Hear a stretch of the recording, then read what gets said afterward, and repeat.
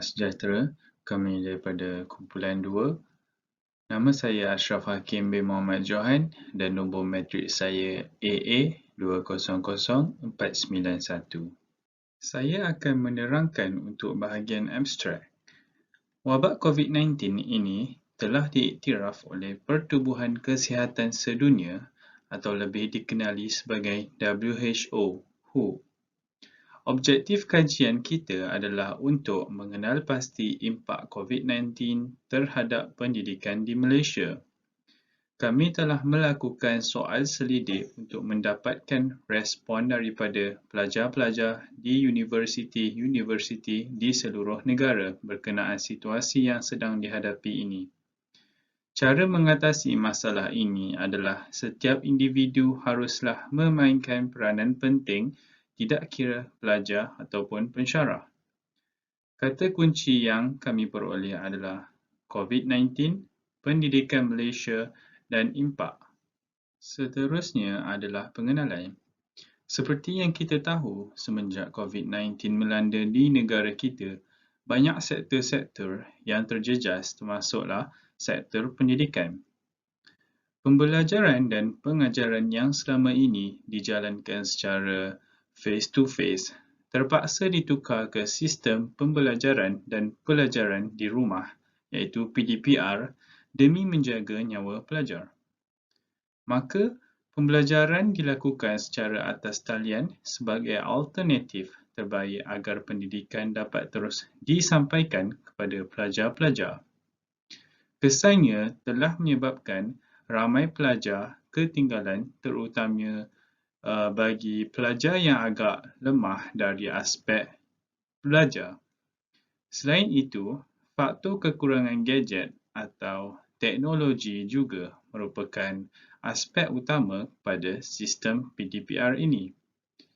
Daripada falsafah pendidikan kebangsaan FPK, terdapat 3 elemen utama yang perlu dilihat bersama iaitu pembelajaran sepanjang hayat, lifelong learning, menyeluruh holistik dan bersepadu integrated. Maka, masalah ini dapat diatasi sekiranya pelajar mengamalkan semua elemen-elemen ini. Assalamualaikum dan salam sejahtera. Nama saya Wan Muhammad Faris, Wan MD Saimi. Saya akan memberitakan tentang kepentingan kajian. Kepentingan kajian yang pertama adalah untuk mengetahui masalah yang dihadapi dengan lebih mendalam. Yang kedua adalah untuk mengenali pasti cara untuk mengatasi masalah tersebut. Sebagai contoh, jika seluruh masyarakat di negeri kita ini mengetahui masalah yang dihadapi oleh negara dengan lebih terperinci, dengan lebih mendalam, maka mereka tidak akan mengambil mudah dan memandang remeh hal-hal tersebut. Malah, mereka akan mengambil berat lagi tentang perkara tersebut. Jika sesuatu masalah itu kita kaji dengan lebih menjauh dan kita selidiki dengan baik, maka mudahlah kita untuk mendapatkan solusinya. Kepentingan kajian yang ketiga adalah untuk mendapatkan kesimpulan yang tepat. Kesimpulan yang tepat ini dapat dihasilkan apabila maklumat yang kita cari, maklumat yang kita kaji mencukupi dan sahih. Kesimpulan ini juga dapat dijadikan rujukan oleh para pengkaji yang lain. Itu sahaja. Selamat sejahtera Puan. Nama saya Jun Lim Jaji. Saya akan mengemukakan 2 masalah dan menunjukkan panduan responden kita terhadap kedua-dua masalah tersebut. Yang pertama, soalan kita dalam soal selidik adalah, adakah anda berasa pembelajaran secara atas talian lebih susah berbanding pembelajaran secara bersemuka? Dan majoritinya menjawab ya, iaitu 80.5%. Soalan kedua, adakah anda pernah mengalami emosi yang tidak stabil sepanjang pembelajaran secara atas talian? Dan majoritinya menjawab ya, iaitu 81.7%. Seterusnya, saya akan menerangkan elemen falsafah pendidikan kebangsaan. Saya hanya akan menerangkan elemen yang berkaitan dengan topik yang saya akan terangkan selepas ini. Elemen pertama adalah pendidikan suatu usaha berterusan. Dalam perkataan lain, pembelajaran sepanjang hayat. Secara ringkasnya, pembelajaran sepanjang hayat merupakan proses pendidikan yang merangkumi program pengetahuan, kemahiran dan kompetensi, sama ada secara formal ataupun tidak formal. Elemen kedua, rakyat Malaysia yang dapat memberi sumbangan. Elemen tersebut sangat penting sebab sebuah negara yang maju mesti mempunyai tenaga kerja yang berpendidikan. Elemen yang ketiga iaitu memperkembangkan potensi individu secara seimbang dan sepadu. Antara matlamat falsafah pendidikan kebangsaan adalah melahirkan insan yang merangkumi keempat-empat aspek tersebut. Yang pertama adalah jasmani, aspek kedua emosi, aspek ketiga adalah rohani dan aspek yang terakhir ialah intelek. Jasmani bermaksud aspek fizikal haruslah dipelihara, manakala emosi bermaksud aspek afektif yang sentiasa stabil supaya dapat mencapai kehidupan yang sejahtera. Selain itu, rohani ialah penekaan dalam fahaman dan amalan keagamaan. Manakala intelek dikenali sebagai pembinaan akal fikiran yang rasional dan kreatif. Persoalannya, apakah impak COVID-19 terhadap matlamat falsafah pendidikan kebangsaan? Impak ini adalah tidak dapat melahirkan pelajar yang seimbang. Seimbang di sini difaham sebagai 4 aspek yang saya telah kata tadi, iaitu jasmani, emosi, rohani dan juga intelek. Jadi, saya akan menerangkan faktor bagi impak tersebut berdasarkan keempat-empat aspek. Aspek pertama, aspek jasmani, adalah kedudukan duduk yang terlalu lama di hadapan komputer akan membawa kesan negatif kepada badan tubuh pelajar seperti ketegangan otot, meningkatkan risiko obesiti dan menjejaskan sistem penghadaman. Selain itu, aspek emosi pelajar juga akan terjejas disebabkan pembelajaran bersendirian dalam tempoh yang panjang. Faktor ketiga iaitu kualiti pembelajaran yang rendah berkaitan dengan aspek rohani dan intelek. Hal ini kerana kelas agama dan juga subjek lain tidak dapat dijalankan dengan lancar secara atas talian. Antara gangguannya adalah bacaan yang tidak jelas melalui gadget, internet yang tidak cekap dan juga subjek kerja amali yang tidak dapat difahami sepenuhnya melalui percakapan sahaja. Kajian ini mendapati majoriti responden kita sangat setuju dengan pembelajaran atas talian tidak dapat melahirkan pelajar yang seimbang. Mereka juga bersetuju dengan pembelajaran atas talian akan menyebabkan kualiti pembelajaran dan kualiti lepasan graduan merosot. Itu sahaja daripada saya. Saya akan pas kepada ahli kumpulan seterusnya. Assalamualaikum dan salam sejahtera. Saya Muhammad Daniel bin Khalil Hisham akan menerangkan isu dan cabaran semasa pandemik COVID-19. So, poin pertama untuk isu dan cabaran kami ialah kelas secara bersemuka tidak dijalankan dengan lancar. Hal ini kerana apabila perintah kawalan pergerakan berlaku, kelas secara bersemuka terpaksa ditangguhkan. Ini akan mengakibatkan pelajar untuk hilang fokus semasa belajar silibusnya. Tetapi kita ada alternatif lain selain kelas bersemuka, iaitu kelas secara atas talian. Tetapi ini akan datang kepada poin yang kedua untuk isu dan cabaran kami, iaitu kelas secara atas talian bergantung kepada teknologi kita. So, maksudnya apabila kita mengadakan kelas atas talian, risiko untuk menghadapi masalah teknikal tinggi. Contohnya, apabila capaian internet tidak berapa baik ataupun laptop atau komputer yang kita tengah pakai telah crash atau tengah hang, masalah dia susah untuk perbaiki. Akhir sekali, untuk poin dan isu dan cabaran kami ialah dia mengganggu emosi pelajar. Hal ini kerana apabila semasa perintah kawalan pergerakan, pelajar pun juga susah untuk fahamkan silibus walaupun ada kelas atas talian, kerana dia tidak berapa fokus semasa kelas atas talian. Ini mengakibatkan pelajar untuk susah fahamkan silibusnya, dan apabila pelajar menghadapi masalah teknikal pun lagi dia tak faham, lagi dia tak dengar pencarahnya, dan apabila pencarah memberi kerja yang banyak pada pelajar, pelajar pun susah untuk jawabkan kerjanya, dan akibatnya pelajar tu menghadapi tekanan yang banyak. daripada situasinya. Kumpulan kami juga mengambil beberapa orang responden untuk jawab beberapa soalan bagi isu dan cabaran semasa pandemik COVID-19. Soalan pertama menyatakan kerja yang diberikan semasa pembelajaran secara atas talian lebih banyak daripada pembelajaran secara bersemuka.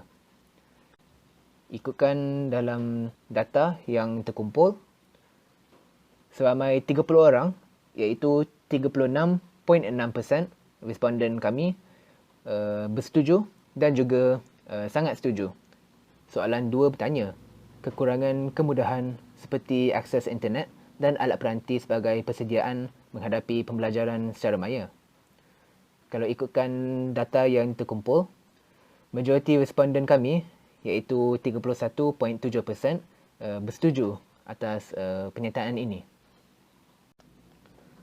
Soalan 3 menyatakan kemahiran pencarah terhadap penggunaan teknologi kini kurang cekap. Seramai 31 orang iaitu 37.8% responden kami bersetuju juga atas pernyataan ini. Soalan 4 menyatakan emosi pelajar yang tidak stabil kerana belajar bersendirian dalam tempoh yang panjang. Seramai 37 orang responden iaitu 45.1% responden kami sangat setuju atas pernyataan ini.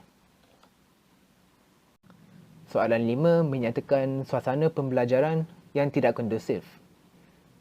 Majoriti responden kami setuju juga atas pernyataan ini, iaitu 30 orang responden.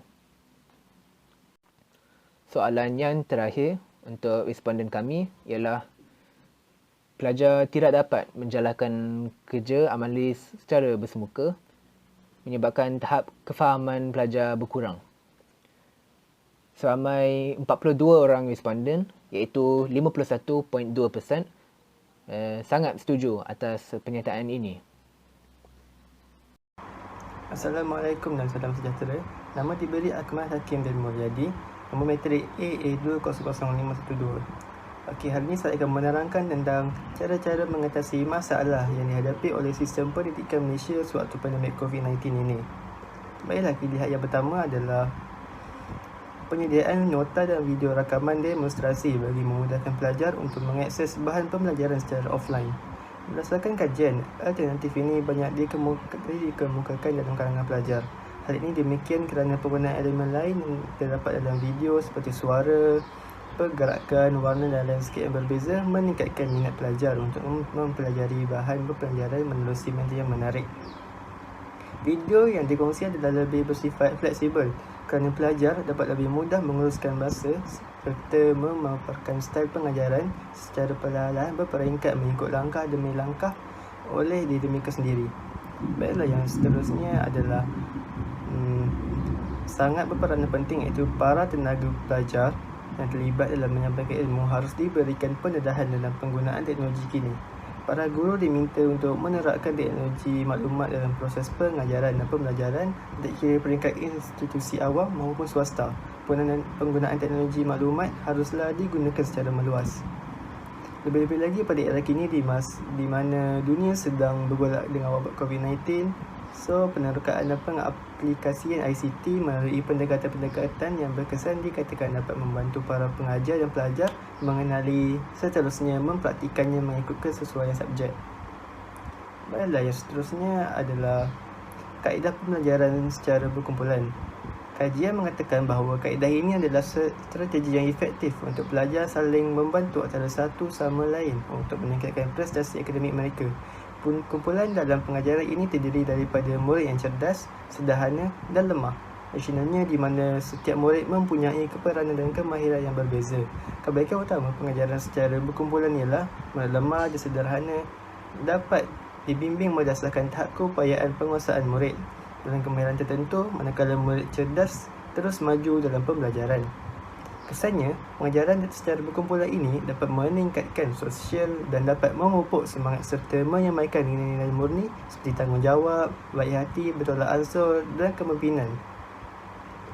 Yang seterusnya adalah Platform kaunseling khas secara atas talian adalah antara alternatif yang patut diusulkan dalam membantu kerajaan untuk membantu pelajar dari segi emosi.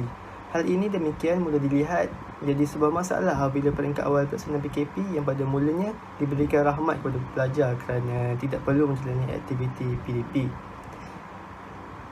Namun tema PKP yang lama ini dia dilanjutkan dengan tambahan lagi Perintah Kawalan Pergerakan Bersyarat PKPB selama 4 minggu telah menyebabkan pelajar mula bosan dan terkurung di rumah kerana tidak dapat berpeluang menjalani aktiviti dengan rakan-rakan yang lain kat luar, berbual semua.